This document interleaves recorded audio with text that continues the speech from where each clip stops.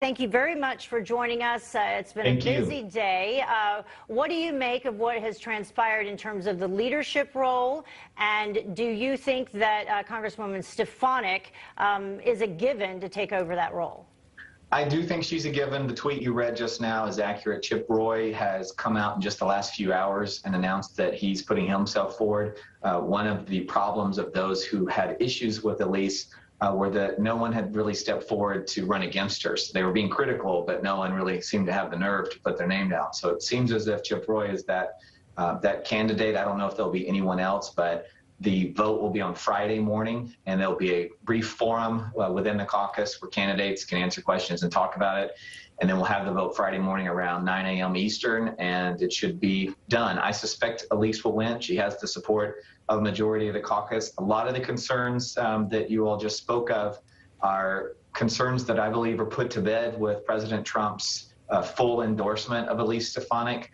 Like President Trump, Elise was from New York at a time when New York hasn't always been a super conservative place. Elise has represented her district in a more moderate way because her district is more moderate, but she realizes that as conference chair, she'll be a leader of the whole conference. And so she'll be putting all of us before herself, which is something Liz Cheney never did. Liz also didn't represent her district. Her district is the entire state of Wyoming, who was very much for President Trump, and yet she supported impeachment and drug us back to the past over and over again. She talked about former President Trump and how we shouldn't be drug into the past by a former president. But Liz Cheney is the one who couldn't move on from January, and she kept talking about it. She kept giving the middle finger every day to President Trump. And if she doesn't like him, that's fine. She could just talk about something else, like Mitch McConnell seems to be able to successfully do. We all know Mitch McConnell doesn't care for President Trump, but he doesn't stick a stick in his eye every single day. Mitch McConnell is talking about winning back the majority, just like Elise Stefanik and Kevin McCarthy and the rest of us are. We want to take back the House in the next cycle, and Liz Cheney hasn't really discussed that at all in the last few months. Congressman, where is your district in Texas, and how are you being affected by what's going on down at the border? My district is about an 8-hour drive north of the border. I go from eastern Dallas all the way into East Texas. And we've had illegal immigrants, truckloads, just been unloaded in my district, which is very far from the border, considering how big Texas is. So if it's that bad where I live, it's really bad actually on the border. We've had an expansion of illegal immigration. This White House doesn't want to talk about it.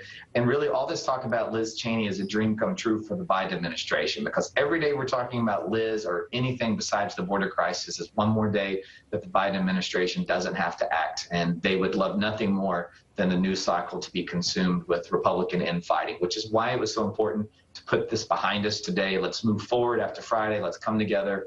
Let's stop talking about things that are bringing us down. Let's start talking about things we want to change in the next Congress, which is enforcing border laws and ensuring that our country is taken back from the socialist Democrats that are taking us in the wrong direction. Yeah, and I did want to ask you one more question, though, about the illegal immigration, because these numbers that came out today, if people at home hear them, I mean, they're startling to say the least. Right. When you talk about the number of people stopped at the border, the highest number in 21 years, an increase of, what, 944%? So how concerned should folks all over this country be, because we know that it crosses over the border and then spreads out?